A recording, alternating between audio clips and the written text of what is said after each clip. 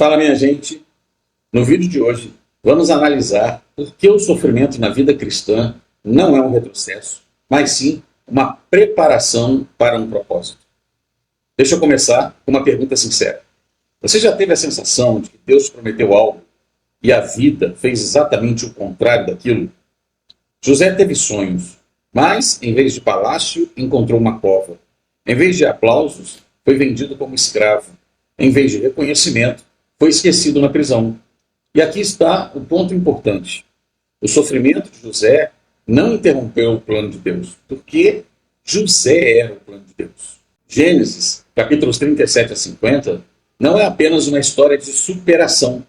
É uma aula profunda sobre soberania divina, tipologia cristológica e esperança escatológica.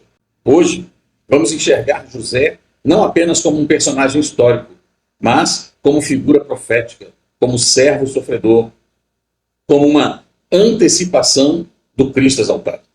Prepare-se, talvez sua dor atual não seja um desvio, talvez seja uma preparação de Deus para algo maior em sua vida.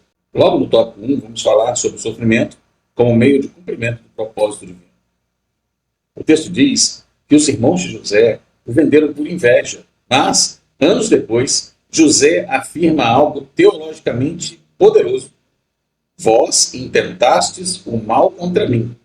Deus, porém, o tornou em bem. Gênesis 50, versículo 20. Observe, ele não diz que Deus reagiu ao mal. Ele diz que Deus transformou o mal. Isso é soberania.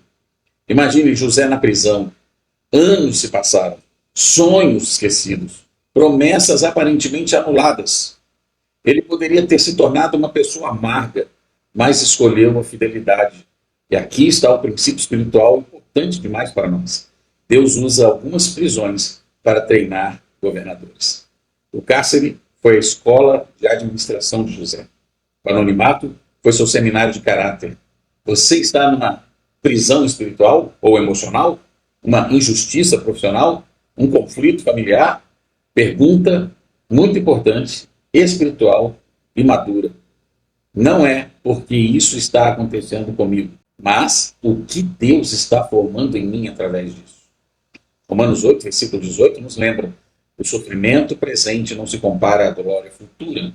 Hoje, se você tem feito isso, pare de amaldiçoar sua estação difícil.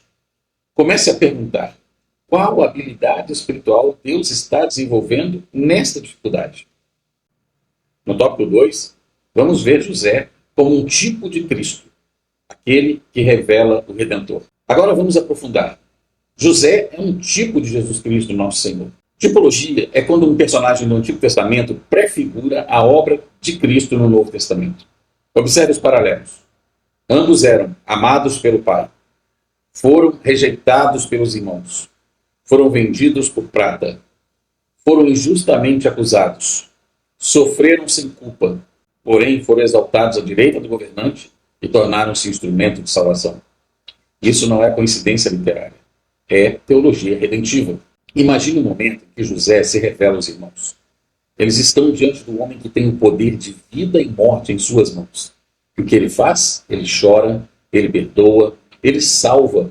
Agora pense na cruz. Cristo, com autoridade sobre os céus e terra, poderia condenar, mas escolheu interceder. José salvou da fome física. Cristo salva da morte espiritual e eterna. Se o sofrimento de Cristo foi caminho de exaltação, por que o nosso seria diferente? A lógica do reino é paradoxal com a lógica do mundo. Cruz antes da coroa. Humilhação antes da exaltação. Sexta-feira da paixão antes do domingo da ressurreição.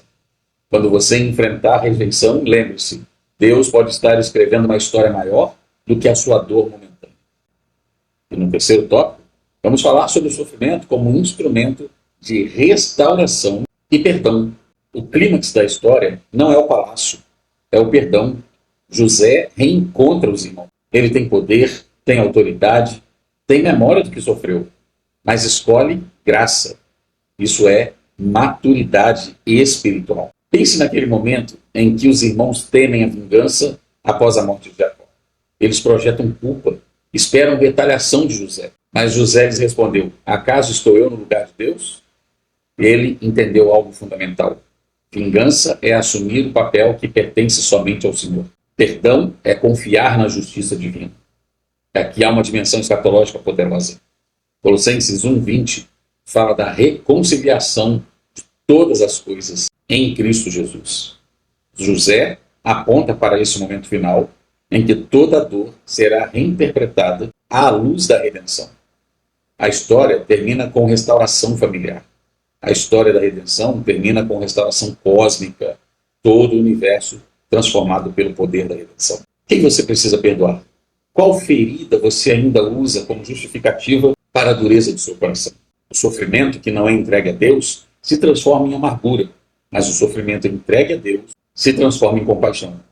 Hoje, decida não transformar sua dor em arma, transforme-a em instrumento de cura. Para concluir, quero que você entenda que a cova não é o capítulo final. José nos ensina que o sofrimento não é acidente, a injustiça não frustra o plano soberano de Deus e a fidelidade no anonimato nos prepara para a exaltação que Deus tem para nós. O perdão é prova de maturidade espiritual e a história não termina na prisão. Escatologicamente, José aponta para o grande final, um reino onde não haverá mais lágrimas, onde toda injustiça será julgada, onde toda dor será ressignificada. A pergunta não é se você enfrentará sofrimento.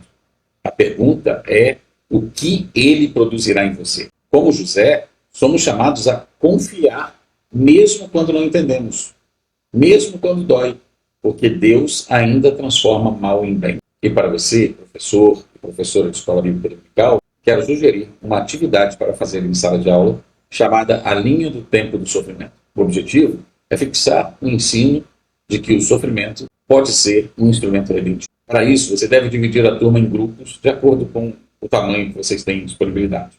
Cada grupo deve desenhar uma linha do tempo da vida de José.